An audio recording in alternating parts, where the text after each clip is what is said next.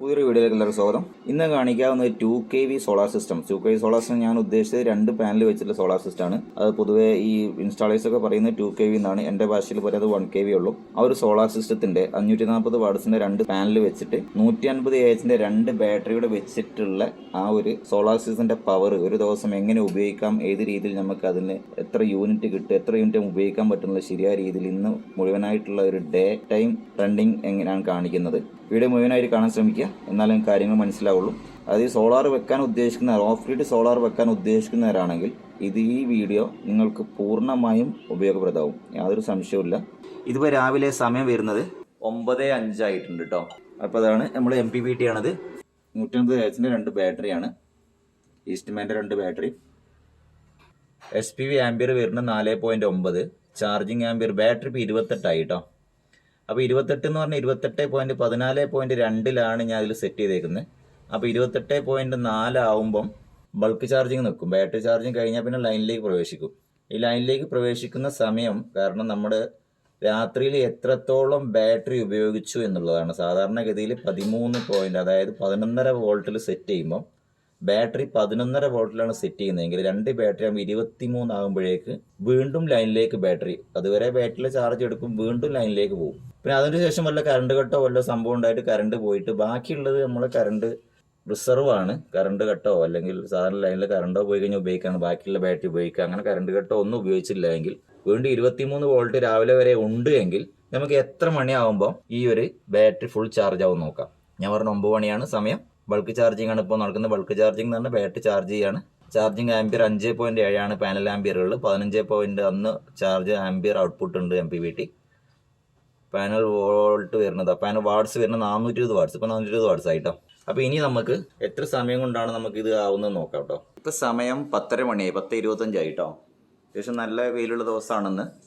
അപ്പോൾ ഇത് ലൈവായി എന്നുള്ളത് അറിയാം. ആ ബ്ലൂ ലൈറ്റ് ബ്ലിങ്ക് ചെയ്യും, ചേഞ്ച് ഓവർ സ്വിച്ചിൽ റെഡ് ലൈറ്റ് പോവുകയും ചെയ്തു കേട്ടോ.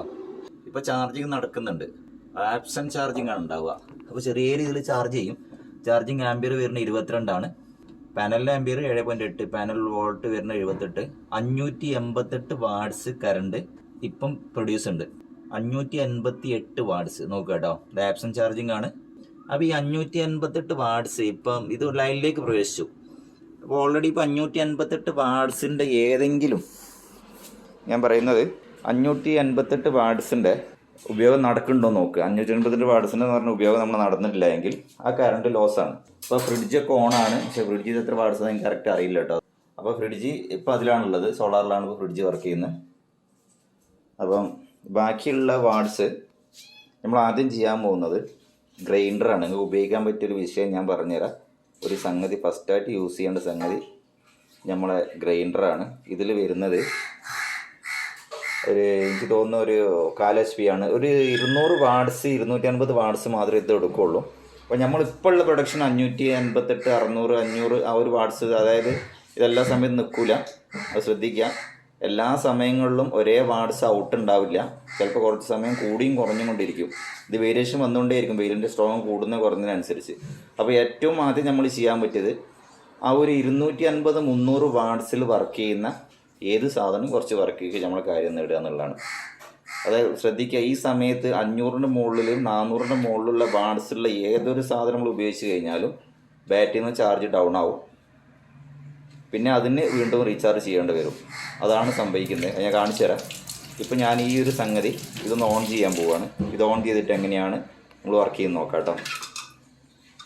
ഇപ്പോൾ ഗ്രൈൻഡർ ഓൺ ചെയ്തിട്ടുണ്ട്. അപ്പോൾ നമ്മൾ ഇപ്പോഴുള്ള എത്ര ഔട്ട് എന്നാണ് നോക്കുന്നത് കേട്ടോ. പക്ഷേ 23 പോയിന്റ് ചാർജിങ് പോയിന്റ് ആംബിയർ 23.8 ആയിട്ടുണ്ട്. നോക്കട്ടെ, വാട്ട്സ് 621 ആയിട്ടുണ്ട്. ബാറ്ററി 27.3 ആണ്. അപ്പോൾ കുറച്ച് ബാറ്ററിയിൽ നിന്നും കൂടെ എടുക്കുന്നുണ്ട് കേട്ടോ. ചെറിയ രീതിയിൽ ബാറ്ററി കുറച്ച് ചാർജ് കുറഞ്ഞുണ്ട്. ഗ്രൈൻഡർ വർക്ക് ചെയ്യുന്നുണ്ട്.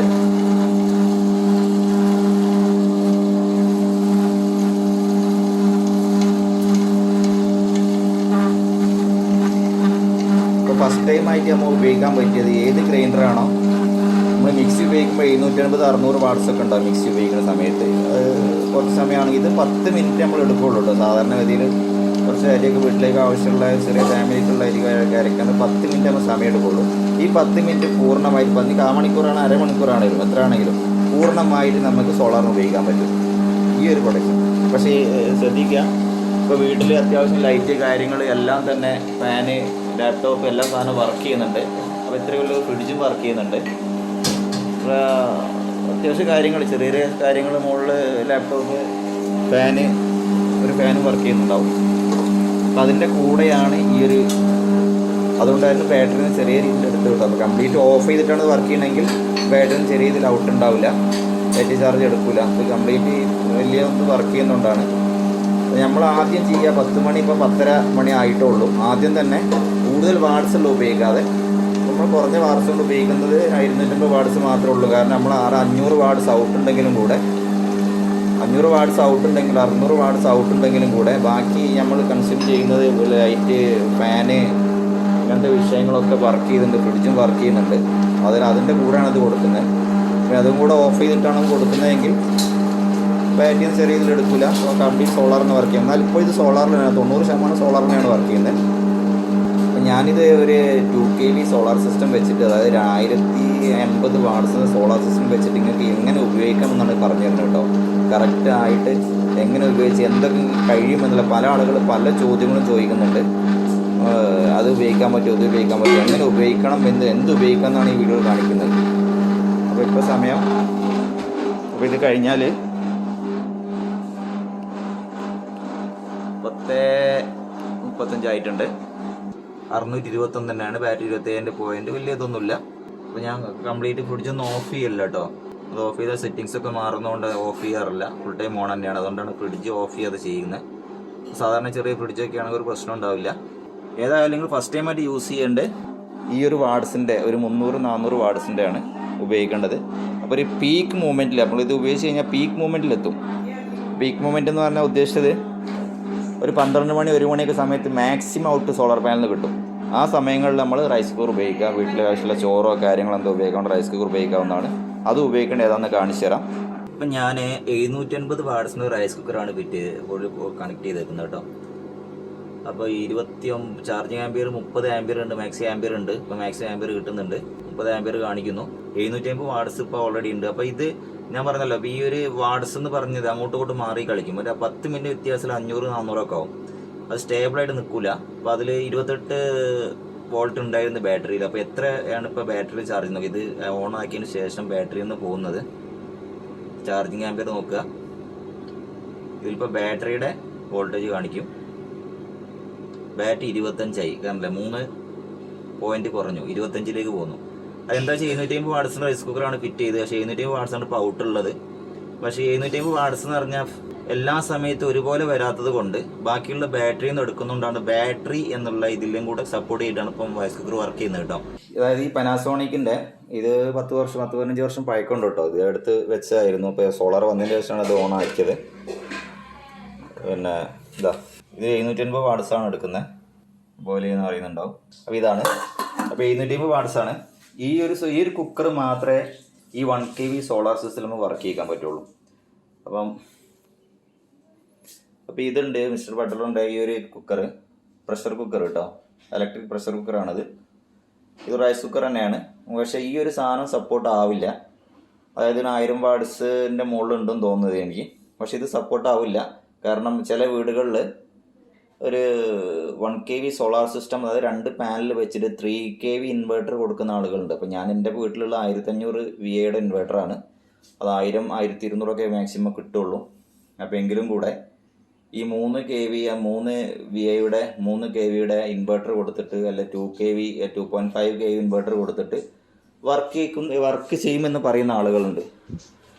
അപ്പോൾ അവരെ നമ്മൾ ശ്രദ്ധിക്കാനുള്ളത് ഈ ഒരു വിഷയം. നമ്മൾ ഇൻവെർട്ടർ അതിൽ എത്ര ലോഡും വലിക്കും, അതായത് 3 kV എത്ര ലോഡ് എടുത്തപ്പോൾ ഈ ഒരു ഇൻവെർട്ടർ നമ്മൾ ഈ റൈസ് കുക്കർ ഇതിൽ ഉപയോഗിക്കുകയാണെങ്കിൽ തന്നെ നമ്മൾ ഇൻവെർട്ടർ ലോഡുള്ളത് ഒരു 3 kV അല്ലെങ്കിൽ 2.5 kV ഇൻവെർട്ടറാണ് കൊടുക്കുന്നതെങ്കിൽ അപ്പോൾ ഈ സോളാർ ഇത് വർക്ക് ചെയ്യും. പക്ഷേ 1000 വാട്സ് ഔട്ടില്ലല്ലോ, 1000 വാട്സ് പ്രൊഡക്ഷൻ കിട്ടുന്നില്ല. അപ്പോൾ സ്വാഭാവികമായിട്ട് എന്ത് ചെയ്യും, ബാറ്ററിയിൽ നിന്ന് വലിക്കും. ബാറ്ററി എത്രത്തോളം വലിക്കാൻ കഴിയും അത്രത്തോളം മാക്സിമം വലിക്കാൻ കഴിയും. ബാറ്ററി ഡൗൺ ആവും. ബാറ്ററി ഡൗൺ ആവുന്നതിനെങ്കിൽ വർക്ക് ചെയ്യിക്കാൻ കഴിയും, അത്രേ ഉള്ളൂ. അപ്പോൾ സ്വാഭാവികമായിട്ട് സംഭവിക്കാൻ എന്താ, ഒരു ബാറ്ററി ബാക്കപ്പ് ഉണ്ടല്ലോ, പിന്നെ ബാറ്ററി ചാർജ് ആവില്ല. പിന്നെ വൈകിട്ട് പിന്നെ ബാക്കപ്പ് ഉണ്ടാവില്ല, ബാറ്ററി രാത്രിയേക്ക് ബാറ്ററി തീരെ കിട്ടില്ല. ഇനി അഥവാ ചിലപ്പം വൈകുന്നേരത്തേക്ക് തന്നെ കിട്ടില്ല, ബാറ്ററി ഡൗൺ ആയിരിക്കും, ചാർജ് ആകലുണ്ടാവില്ല. അപ്പോൾ ഈ ഒരു വിഷയത്തിൽ 1 kV solar system 1080 watts 540 2 panel ഉപയോഗിച്ചിട്ട് നമുക്ക് മാക്സിമം ചെയ്യാൻ പറ്റുന്ന ഒരു വിഷയമാണ് ഇപ്പോൾ നിങ്ങളോട് കാണിച്ചു തന്നേക്കുന്നത്. അപ്പോൾ ഞാൻ എൻ്റെ വീട്ടിൽ ഉപയോഗിച്ചിരിക്കുന്നതും ഇതന്നെ ചില സമയങ്ങളിൽ ഞാനിപ്പോൾ കുക്കിംഗ് കഴിഞ്ഞതിന് ശേഷം കാണിച്ചു തരാം. ഇപ്പോൾ സമയം വരുന്ന ഉച്ചയ്ക്ക് 1:01:05. അപ്പോൾ ഈ റൈസ് കുക്കിംഗ് കഴിഞ്ഞതിന് ശേഷം ഞാൻ നിങ്ങൾക്ക് കാണിച്ചു തരാം എത്രത്തോളം ബാറ്ററിയിൽ ചാർജ് ബാക്കിയുണ്ട് എന്നുള്ളത് കേട്ടോ. 23 താഴോട്ടായി കഴിഞ്ഞാൽ സാധാരണ ഓട്ടോമാറ്റിക് ലൈനിലേക്ക് പ്രവേശിക്കും. 23 താഴോട്ടാണ് ബാറ്ററി വരുന്നതെങ്കിൽ ശരിക്കും ലൈനിലേക്ക് എടുക്കുള്ളൂ. പക്ഷേ ഇത് സോളാർ സപ്പോർട്ടീവായിട്ടാണ് ബാറ്ററി വർക്ക് ചെയ്യുന്നത്, അത് മനസ്സിലാക്കുക. സോളാർ സപ്പോർട്ടീവായിട്ട് ബാറ്ററി വർക്ക് ചെയ്യുന്നതുകൊണ്ട് തന്നെ അപ്പോൾ ഈ ഒരു ഫ്രിഡ്ജ് ഇതിൻ്റെ കൂടെ ഈ ഫ്രിഡ്ജ് വർക്ക് ചെയ്യേണ്ടത്. ഇത് നല്ല വാൾസ് എടുക്കുന്ന നല്ല കറണ്ട് എടുക്കുന്ന ഫ്രിഡ്ജാണ്, അതിൻ്റെ കൂടെ ഇതും കൂടെ വർക്ക് ചെയ്യുന്നുണ്ട്. അതുകൊണ്ടാണ് എനിക്ക് ഇങ്ങനത്തെ ഒരു വിഷയം വരുന്നുണ്ട്. അപ്പോൾ ഇങ്ങനത്തെ വലിയ ചെറിയ ഫ്രിഡ്ജൊക്കെയാണ് ഉപയോഗിക്കുന്ന ആളുകളാണ്, സാധാ ഫ്രിഡ്ജൊക്കെ ആണെങ്കിൽ ഇത്ര വലിയ വിഷയമൊന്നും വരില്ല കേട്ടോ. എന്നാലും ഞാൻ എൻ്റെ ഒരു അനുഭവമാണ് ഇങ്ങോട്ട് ഷെയർ ചെയ്യുന്നത്. അപ്പോൾ ഇന്നത്തെ യൂണിറ്റ് എത്രത്തോളം ടുഡേ 2.3 യൂണിറ്റാണ് ഇപ്പോൾ ഇതുവരെ ആയിട്ട് കിട്ടിയിട്ടുള്ളത്. ആബ്സെന്റ് ചാർജിങ് ആണ്, auto bypass on, inverter mode on. അപ്പോൾ ഞാൻ പറഞ്ഞല്ലോ ഇത് 1.5 kV ഇൻവെർട്ടർ ആണ് കേട്ടോ, മൈക്രോടെക്കിൻ്റെ 1550V കണ്ടറിയും ഇൻവെർട്ടറാണ്. അപ്പോൾ ഞാനിതാണ് ഉപയോഗിക്കുന്നത്, കാരണം ഇതിലൂടെ പോണ ലോഡ് എനിക്ക് ഇതിൻ്റെ ആവശ്യമുള്ളൂ.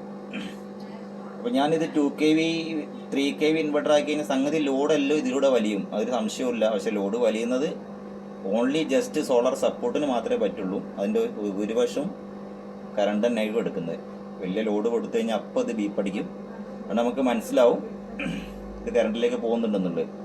അതുകൊണ്ട് തന്നെ ഞാൻ ഉപയോഗിക്കുന്നത് ഇപ്പം ഈ ഒരു ഇൻവെർട്ടറാണ്. അപ്പം എനിക്കൊരു സോളാർ പാനലും കൂടി ആഡ് ചെയ്യണമെന്നുണ്ട്, ഒരു 540 വാട്ട്സിൻ്റെ ഒരു പാനലും കൂടി ആഡ് ചെയ്യണമെന്നുണ്ട്. അപ്പോൾ എന്തായാലും എനിക്ക് ഈ ലോഡൊക്കെ ശരിക്കും പ്രോപ്പറായിട്ട് വർക്ക് ചെയ്ത് രാത്രി കുറച്ച് നേരത്തും കൂടെ ബാക്കപ്പ് കിട്ടണമെങ്കിൽ, ഈ ഒരു വർക്കിങ്ങിൽ ബാക്കപ്പ് കിട്ടണമെന്നുണ്ടെങ്കിൽ എനിക്കൊരു സോളാർ പാനലും കൂടെ വേണം. അപ്പോൾ ഞാൻ അടുത്ത് സോളാർ പാനൽ വെച്ചതിന് ശേഷമുള്ള എക്സ്പീരിയൻസ് ഞാൻ തരാം.